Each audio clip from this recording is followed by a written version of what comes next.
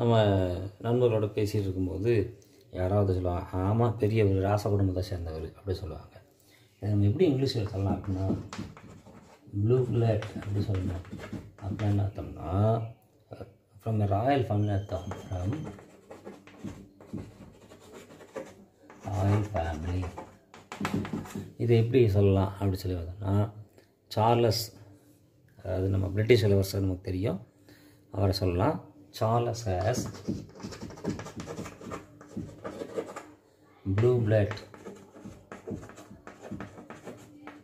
in his veins.